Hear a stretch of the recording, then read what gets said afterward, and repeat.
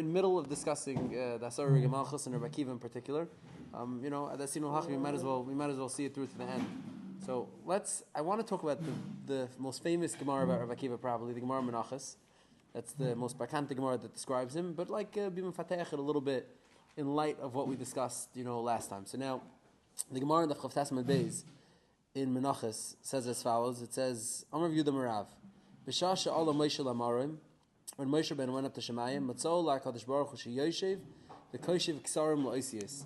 He saw HaKadosh Baruch Hu was being kosher ksarim, he was tying crowns onto the Osius. Amar l'fanav Rebbeinu Shalom, mima akav al yadcha, who's forcing you to do this? What's the purpose of this?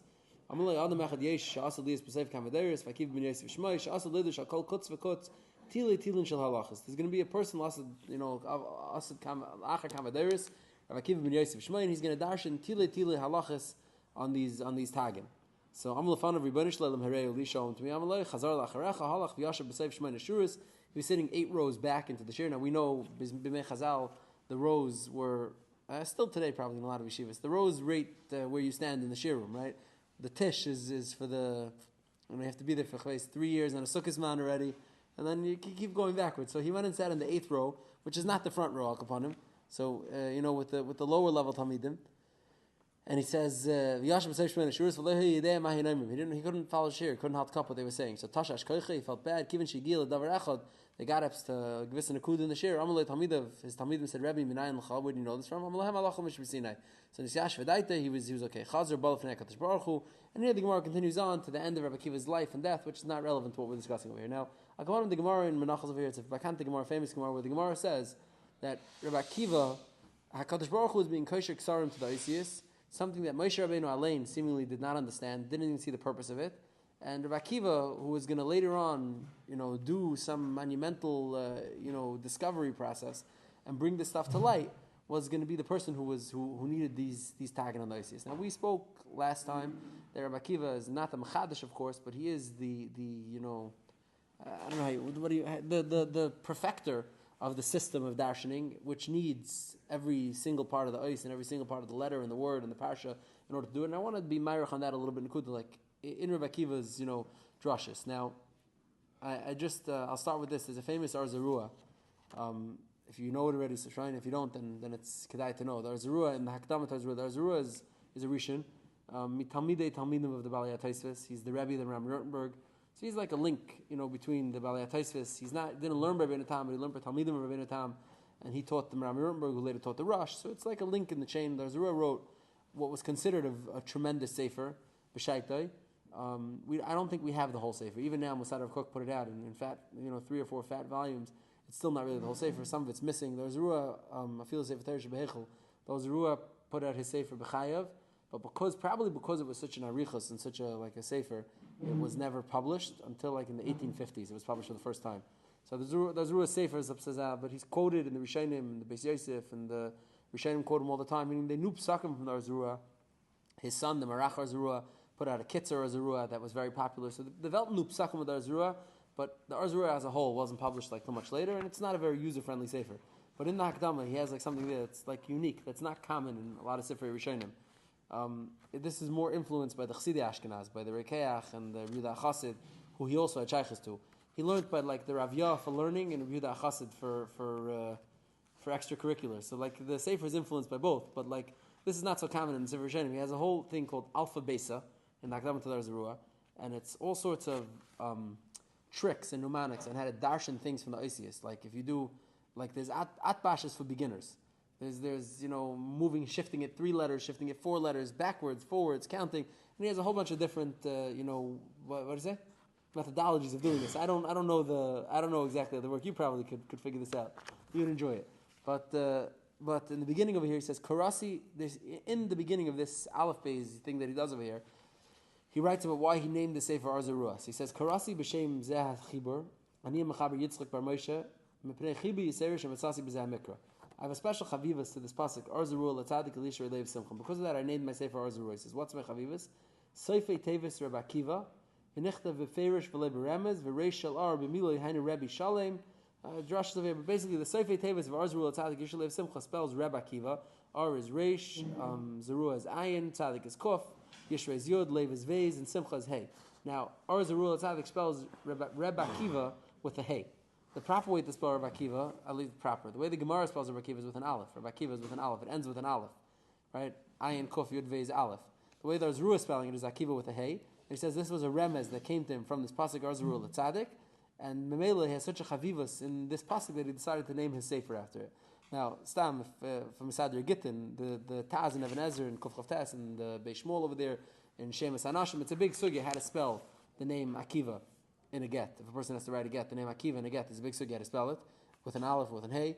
There's Rua is of the opinion that we spell it with a hey. Others are of the opinion that we spell it with an aleph. In different places, it's gebrach that there's Rua had the Shaila Lahalacha and he did a Shailas Chalaim, and this is what came to him. So he had a tremendous chavivus for this psak, this gila that came to him in this pasuk, and he names the sefer. Then he continues on. He says like this: Ashrecha Reb Akiva, you're lucky, Reb Akiva. Shekasvecha David Hamelach b'nevuah b'sifrei. David Hamelach and Or Zerul Tzadik was referring to you already in his sefer. Ashrecha Shehera Kadosh Baruch Hu Teiraschel Moshe Rabbeinu. Ashrecha that Kadosh Baruch Hu showed you Torah to Moshe Rabbeinu. Ke'ahida Kaim Mitzrabah, like the Gemara Menachos. The Amar of Yehuda Merab b'Shash Ol Yana Gemara. You see from there that Reb Akiva was darshaning Oisius, because the Tanya Alpha base of Reb Akiva, and now he brings the Alpha base of Reb Akiva. Now this is a medrash that again was only published very recently. The Alpha base of Reb Akiva is called Medrash Alpha Besa or Medrash Tage Oisius. What do you say? Or Oisius Reb Akiva. It comes under 3-4 different names. If you look at the Zechanaran version, they have Medrash Oisius Reb Akiva, Hanikra, like 3 or 4 different synonyms that the medrash used to be called. It was like one of these like medrashim that was published later on, which is again came out ununderstandable. The Rabbi Akiva's drushes on just the Oisius, Aleph, Beis, Gimel, Dalet, different Sirufei Oisius, different there's also some Tagim drushes in there. Now as he says, Ashkelon Rabbi Akiva Shei Derashah Oisius Tani Aleph Beis Rabbi Akiva, Amar Rabbi Akiva Aleph Beis Gimel, Aleph Malamet Shamar Torah v'chulu v'chulu v'chulu. He brings some of the drushes. And then he says, the Ashkechon, the Pilpul Torah Gadol Makubal Fnei HaKadosh Baruch Hu. You see from this whole experience, the way the Gemara is describing Rabbi Akiva, the way, in my experience, he says the way that Rabbi Akiva is mentioned by David HaMelech, Or Zerul Tzadik, he's mentioned already, and the way the Gemara Menachos lauds Rabbi Akiva and says that he's mamish, like the Torah was written for him, so to speak. So Ashkechon, the Pilpul Torah Gadol Makubal Fnei HaKadosh Baruch Hu. You see that Pilpul Torah is saying, being marbe and saying Torah and buying a Zachen, and the Torah is very chav by HaKadosh Baruch Hu. Kahida Perak HaSeichas HaPoilim, like you see in the Gemara B'Metzia, with Rav Chia, and that Rav Chia says, I made Torah Shtachim Yisrael, and then he brings more. The Amirim B'Sheich HaTev, there's a medrash that says, Hadurahi U'Meshobecha Shmuel Sh'Rab Yochanan V'Rav Shimon Ben Lakish Yeshim M'Falpulum Ba. The Torah of Rabbi Yochanan and Rish Lakish is more mahudr than other people's Torah, other Torah. Why? Because they were Yeshim M'Falpul Ba. Like we know from Chazal that Rabbi Yochanan and Rish Lakish sat and then they fought and back and forth, and the Yerushalmi tells us how many kashas and terutzim and things, so many of them. So he says, "Va'ashkar chan beperak haboyne v'dayik v'darshinon milimalis ba'alfa besa dafil b'meishul benun leis amar kavasei." You see the Gemara in Shabbos Kuf Daled says that in the Dar of Rabbi Akiva they darshan things about the alpha that even Yeshua benun didn't know. Hilchach he says, "Malani levavi ani Yitzchak bar Moshe ha'mechaber zu achiba lefalpul ba'oisir shel alpha besa lefalpul b'em kiyara kadosh baruch ha'tayvalai l'tuyi lebracha l'revaya." I want to take the opportunity to be mefalpul in the Oisius, like you see Rabbi Akiva was doing, which seems to have been mamish the crowning, achievement of Rabbi Akiva. I want to do it also. K'fi Yada Tayv, and he does a little bit of it. V'sati alibi lidrish aleph b'Oisius shaloi l'kayim. And then he goes on. It's a few pages. Today I think it's a little bit longer because it's opened up a little bit, but it's a few pages of the Arzarua's drushes on Aleph Beis, trying to mimic Rabbi Akiva's drushes in Aleph Beis. So just to me, the Arzarua's akdama, the way he frames it, like Rabbi Akiva's crowning achievement, was that he was able to darshan the Aleph Beis, and he was finding Zachen there that even Bimei Moshe, Bimei Yeshua they weren't aware of. Is the Geidel HaPilpul, he calls it, of Rabbi Akiva, is what made Rabbi Akiva like the primary one. So now I wanted to go into Rabbi Akiva's drushes a little bit. Now, not to be too academic, but just a little bit of academia, just to explain Rabbi Akiva's Mahalach and drushes vis-a-vis other Tanaim's Mahalach and drushes. I'm not by far from an expert on the matter, but I'll just do a little bit of it to describe Rabbi Akiva in the context. Now, I just want to share one zach before we go. We framed a lot of the shmuzin that we're having over here with the Malbim's response to the Moses Mendelssohn and the beer and the Haskala's way of looking at the Torah. Now the Malbim that we talked about, he had his mahalach in describing how drushes come out of the psukim. Like we mentioned, other of the Achronim, contemporaries of his, the Derashah Rishonim and the Risham Shafal Hirsch and the Nitziv and others had very different ways of describing the way drushes are responsive to the psukim or whatever. And I think it's a little bit nishti nishtar. It doesn't really matter which one is the right one or the wrong one. I mean, they could all be true. Parts can be true of all of them.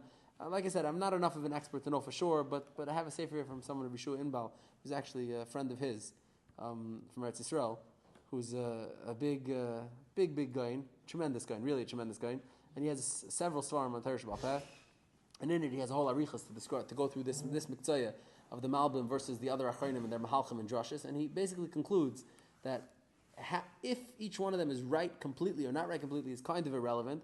The Malbim is zicher right that the Torah was meant to be a very, very broad canvas for darshaning drashas.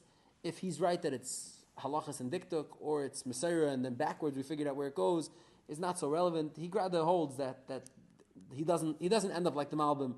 But putting that aside, we use that as like a framework. So I wanted to say over a story. They say about the Gaon and Moses Mendelssohn. The story, didn't happen, advised.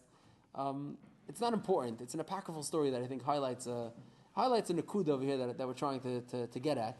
Whether the story happened or not is not so wichtig to me, but it goes as follows. There was the Russian Tsar got a hold of a mineral. They extracted a mineral from the ground, like a rock, a piece of rock from the ground that had certain properties that were different than any other properties of any rocks that they extracted. And they were trying very hard to figure out what type of rock it was. They wanted to figure out what type of rock it was, and they didn't know. So they sent it from university to university, from professor to professor, to try to figure out what type of rock this was. And eventually, when they couldn't figure it out, they decided to send it to Moses Mendelssohn, who was considered a big scholar, a very erudite scholar, and they started to send the rock to see if he could know what to do with it. Now Moses Mendelssohn took the rock, he ran some tests, he analyzed it, he did whatever he did to it. He was not able to figure out what type of rock it was. And he said, why don't you send it, there's a guy in Vilna, Elijah of Vilna, why don't you send it to him and see if he can figure it out? Now the way the story is retold, I'm reading it from Yaakov Kamenetsky, who in the back of the new Amos Yaakov on Navi, it's volume 1, which came out second, but in the back of the new Amos Yaakov, he has a whole nisbach on the beer, on Mendelssohn's beer, what Yaakov had to say about it and whatever. It's rather interesting reading, and whoever did the footnotes, I know who it is, but whoever did the footnotes over here compiles every gadol who used the beer at any time in their life to show you that it was not so conclusive and it was not so clear. It's a dakus and whatever. Fine, Ayin Sham. It's an interesting read. But Rabbi Yaakov had his marach, and Rabbi Yaakov used to share this story. He said, so they sent him to Moses Mendelssohn. Moses Mendelssohn couldn't figure out what to do with it. So he said, why don't you send it to Elijah of Vilna? And he said, in the back of his mind, he was hoping that the guy won't know what it is either. And at least if he doesn't get the covet of knowing what it is, the guy will also get the bizyonis. Like, he doesn't either know what it is. It's not such a... There was some sort of... Moses Mendelssohn in his mind was competing with the guy. There is other evidence of this. Not for today, but there is other evidence of this. That Moses Mendelssohn saw himself as a counterweight to the guy. Like, he saw himself as some sort of... bar plukta. So he sends it to the guy, and it arrives at the guy's house, this rock, and it's here on behalf of the Russian Tsar, who wants to know what exactly the stone is. And the guy takes a look at it, turns it over in his hand, puts it down on the table. And Tzirik's learning. He's back to the Gemara. He's back learning. At some point later in the day, a kid from the guy's household wandered into the room, and he took the rock that was on the table. He's playing with it, and when he put it down, he dropped it into a cup of water that was sitting on the table, a little bit of cup of water. Now the guy was busy learning. Eventually, when he got to the next break in his day, he looks up and he sees the stone is missing. He says, "Hey, this is a pikadon from the Tsar. This is not something that could be just dismissed lightly. Where's the stone?" He looks around and he sees it's in a cup of water, and he notices that the rock split open. It started splitting open. So the guy looks at the rock. He says, "Oh, this is the Evan Sampernin, which comes from Yerushalmi. The Yerushalmi says that the teva of this rock Sampernin is that when you put it in water, it splits open." And he sends back a message to the Tsar that this is the rock called Sampernin, and this is how it is.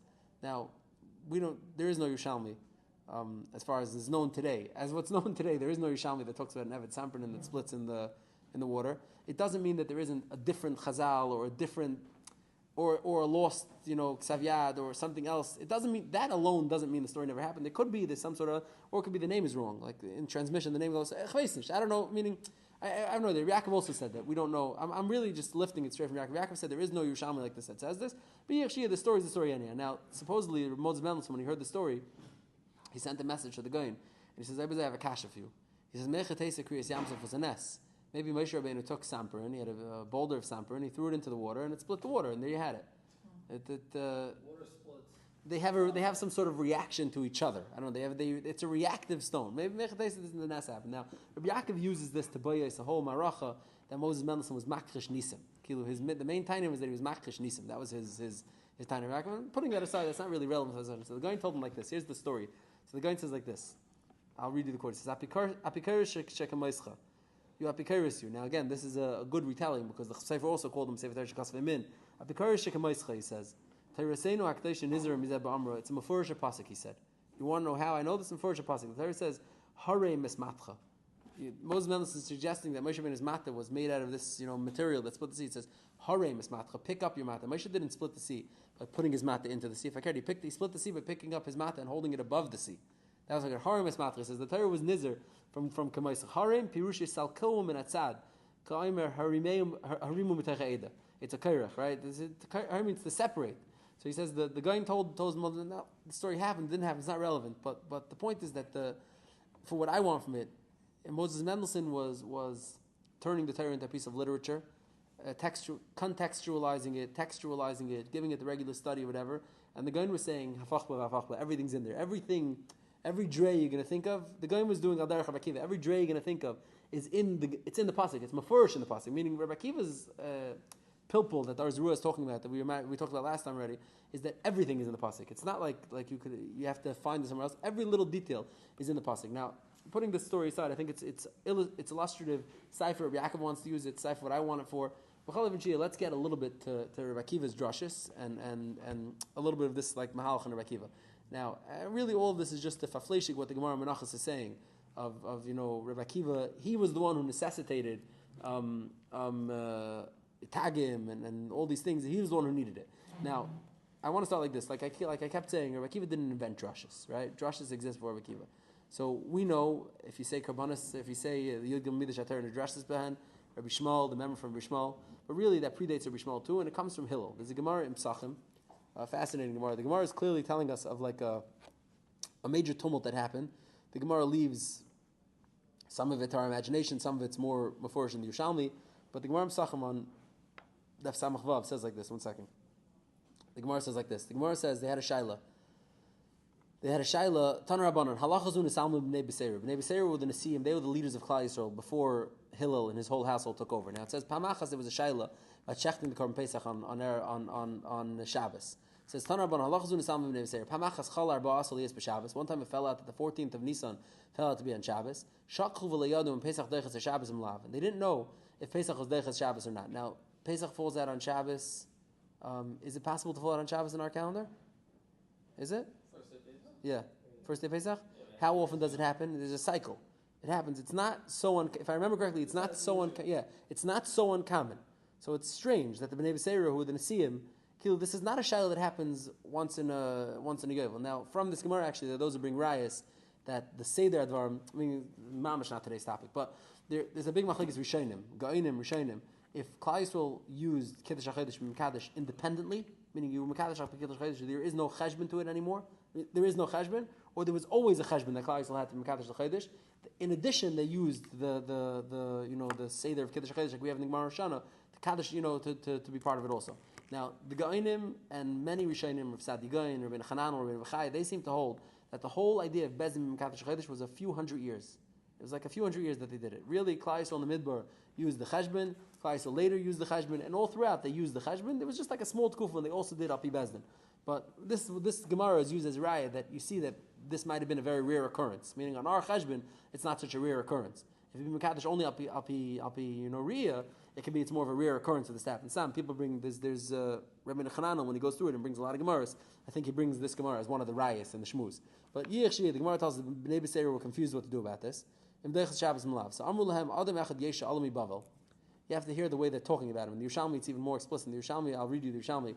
It says Adam Echad Yesha Bavel. There's a person who came from Bavel, Hillel Habavli Shmai. Hillel Hazakin, who we know of.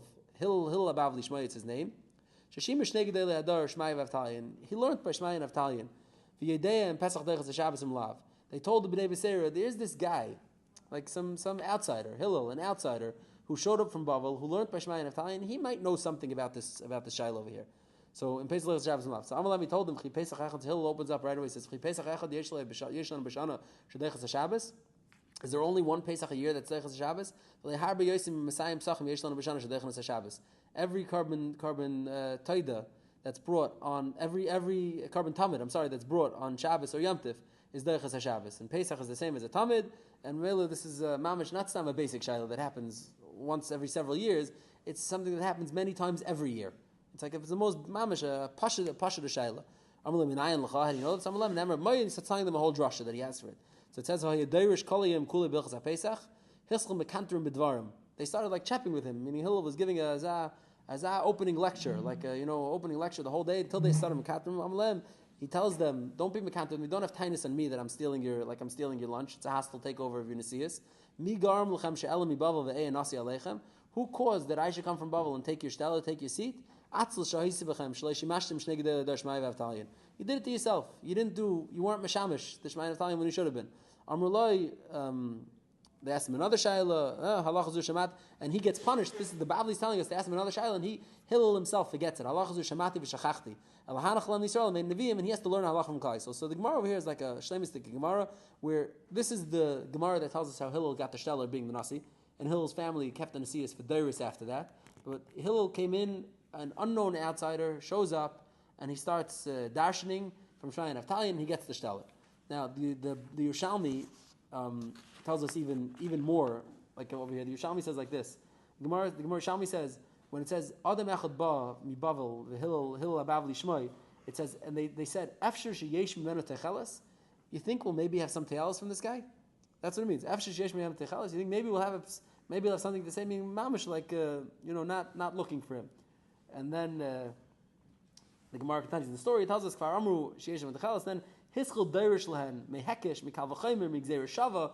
And here you see something interesting. It wasn't that he had one Messiah, like a specific drasha that's supposed to be. He knew that Shmai Naftalion had gepaskint, whatever they paskint. And now he's trying to piece in the blanks. He tried to Hekesh, he tried to Kavachimer, he tried to Gzeir Shava. Hillel Azakin's pulling out all the stops to make Gzeir over here. Amr like Kfar Marnum, we already told you, Mesh Techeles Mi Bavli, you're useless to us. We already said you're no Shaykhis to us. So why Hekesh? Yesh Lanu Tshuva. Kavachimer, Yesh Lanu Tshuva. Gzeir Shava, in another Gzeir Shava Mi'atzmai. So the Gemara says, Afal Pisha Yoshev V'Derish Lam Kol HaYom LeKiblu Menu Ad Sha'amalem Yaveh Elai Kach Shemati B'Shmai V'Avtalion. He says, too bad. You don't like my drushes? I heard this from Shmai V'Avtalion. This is the din. This is the Messiah. It's too bad. Kivin Sheshamu Mipiv Kach Amdu Mino Esenasi Aleim. Once they heard that he said it's a drush from Shmai V'Avtalion, it's Amdu Mino Aleim. Now the Sifri, it's the Tesefta in Sanhedrin brings Shiva Dvarim Darash Hillel Azakon L'Finizikne B'Seira. Kal v'chemer, gzeir shava, binyan av, kasav echad, shnei ksuvim, klal u'pratu klal, klal yoytze b'makam achar, davar lam min yanoi, eilu shiva midas, dar shil azakum v'hei b'mesera. So the first kilu exposition in drasha, so to speak, that's documented, is Hillel Habavli, who came up after learning from Shmai Naftalion and knew a rizig amount of Torah. He knew what the halacha was, and he opened up to B'nai B'Seira, and he gave them 7 attempts at the drasha. They weren't willing to be kabbalah. The Maisa, they had to bow their head to his kabbalah, to his Messiah that he had from Shmai Naftalion, and they gave him the nesias. So here's like the first list of drushes. Now, what's interesting is even this thing that it wasn't like specific, like this limud had to come from this drasha. It was, there's a limud. The Torah Shabbat Peh, Torah Shabbat Sav says what it says. Torah Shabbat Peh, Hillel said, as Makabel from Shmai Naftalion. I know what the halacha is over here.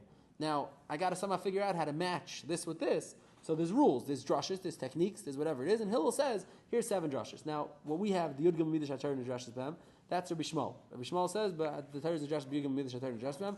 It's based on Hillel's 7 drushes, but it's more inclusive, more expansive than Hillel's drushes, and he includes even more.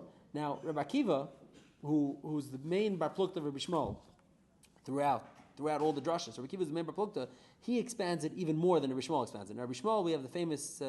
It really comes from a Sifra. It's a Brisa to Rabbi Shmuel, but whatever. It's other places also. Rabbi Shmuel and Rishlesh Esmi the Torah and Drushes Ben, right? The whole list. Everyone knows it by heart. That's Rabbi Shmuel's drushes.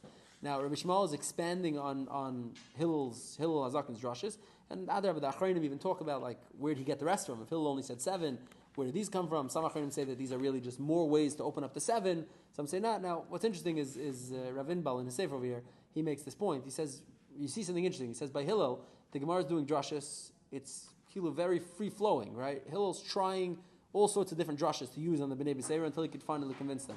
He says later on, you find the Gemara in the 4th and 5th dair of the Amirayim, hundreds of years later, who are making their own drushes. They're trying this, trying that, trying this. You see, the Messiah always was it wasn't so narrow, like a specific drusha. That's why you could have machleksim, 2-3 different mahalchim, whatever. Now, but the primary mahalach, like we said, that made it to Chazal, that made it into the Gemara, is Rabbi Akiva's mahalach, because it's his talmidim that shall devek the Sifri, the Sifra, the Bavli, right? It's his talmidim, Stam Mishnah, Stam Sifra, Stam Mechilta, whatever. Now, it's a modern evolving science of figuring out the difference between Rabbi Shmuel and Rabbi Akiva, because Rabbi Shmuel and Rabbi Akiva, the idea that there's today, if you look on the shelf, there's Mechilta, the Rabbi Shmuel, Mechilta, the Rabbi Shimon Yochai, right? There's different Mechiltas of different Tanoim. That's an evolving thing that happened relatively recently, like in the 1800s. Those were published. Like a lot of that was reconstructed. Now, there's ways to know who it is from how they talk, meaning the Shigri, the Lishna of how, a Tana Debei Rabbi Shmuel is very common. You come out and find Tana Debei Rabbi Akiva, right? Tana Debei Rabbi Akiva you come out and find. Tana Debei Rabbi Shmuel is a very popular way.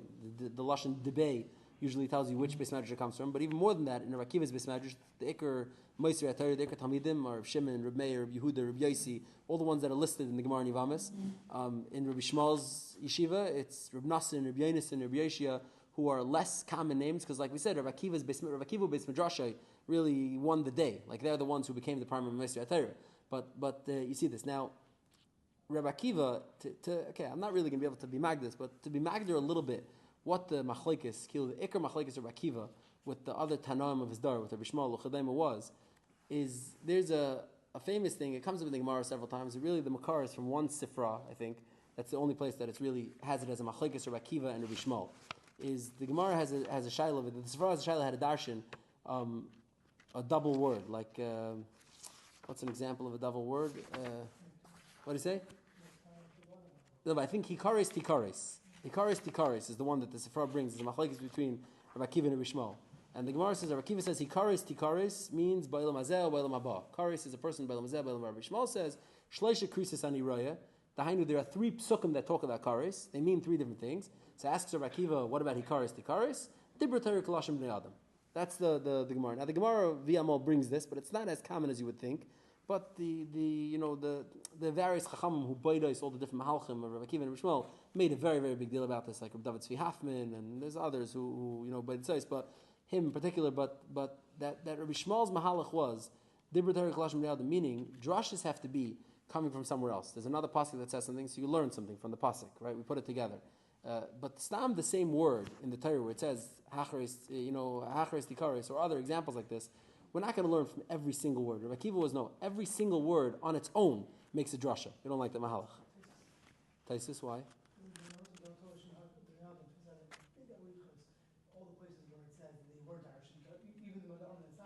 Even Rabbi Shmuel? Yeah. So we have to go through it. Yeah, you have to go through it. This is we have to go through it. This is a theory. It's a theory that many of these Talmidei Chachamim scholars who went into the Devei Rabbi Shmuel and Devei Rabbi Akiva, the ones who were publishing the Mechiltas and the Sifras, the other versions, found this to be like one of the core machlekes between Rabbi Shmuel and Akiva. Is Rabbi Akiva is so to speak more granular. Meaning, when you look at the Gemara in Menachos, and the Gemara says that Rabbi Akiva was going to be the person who's going to derish called tag v'tag v'chol ois v'ois. Here's a perfect example of it. Rabbi Akiva obviously called mila v'mila would be for sure. Meaning, Rabbi Akiva is the one who you could darshan from every single word. Not just from the context, not just from the comparison. I realize this is not good. This is very academic in nature. We'll have to take out a taste and go through. It's very academic in nature, but this is like a klal on Rabbi Akiva. Now, there's many other similar klalim in Rabbi Akiva and Rabbi Shmuel. Dibra Torah Klash B'nei Adam is the one that lends itself the most smoothly to understanding that Rabbi Akiva was more bright about where Derashah come from. Derashah come from any vav, any ois, anything. And now there's Kama Gemaras, Lamashal. There's a Gemara in Sanhedrin that talks about Rabbi Shmuel and Rabbi Akiva themselves. Rabbi Akiva made a drasha about a misa, a particular misa for a Bas Kayin, and Rabbi Shmuel says, Akiva, because you had a drasha, she should be taken out to be killed. That's a Gemara in Sanhedrin. It's a Gemara in Sanhedrin. I think Aleph. Tell me I'm wrong, but the Gemara in Sanhedrin has such a killer. Rabbi Shmuel, the Rabbi Shmuel's like Taina is like. Okay, it's a drasha. You found a word, a vav, a thing, but b'shvil, because of your drasha, she should be taken out lisarif. So you see, this is like it's highlighted by Rabbi Akiva and Rabbi Shmuel. Now, Avada Rabbi Akiva gave this over to all his Talmidim. His Talmidim gave it over to all of the Torah Shabbat that we have today. And when the Gemara in Menachos says, Adam Echad Yesh B'Seif Kamaderis, he wasn't the one who invented it. It starts from Hillel HaZaken and was passed down, and different Tanam had different Mahalchim. But Adam Echad Ikar B'Seif Kamaderis, who's going to learn from every kutz for kutz, every vav, every es, Rabbi Akiva's Derish, Esin, Virakin. There's so many klalim in Rabbi Akiva's drashas that highlight this nakud. Rabbi Akiva learns from every single ice, every single word, not just from comparison, not just the hekesh, not just two words found in the same place, Lamashal, Parsha Shenishnis, or Bishmal says, Kol Parsha Shenishnis, V'chazav Nishnis, Ein El B'shav Davar Achad Sheba. There's one din, one nekuda that's in Chadash. Rabbi Akiva Kedash in 25 dinim from the second Parsha. The Parsha is there, every single word is there for another round, another drasha, another, there's so many more. Just trying to give a flavor in Rabbi Akiva's more like shlemistic, a breadth view of how to extract drashas from the psukim. I think we'll hold it here. You've just experienced another Torah class brought to you by TorahAnytime.com.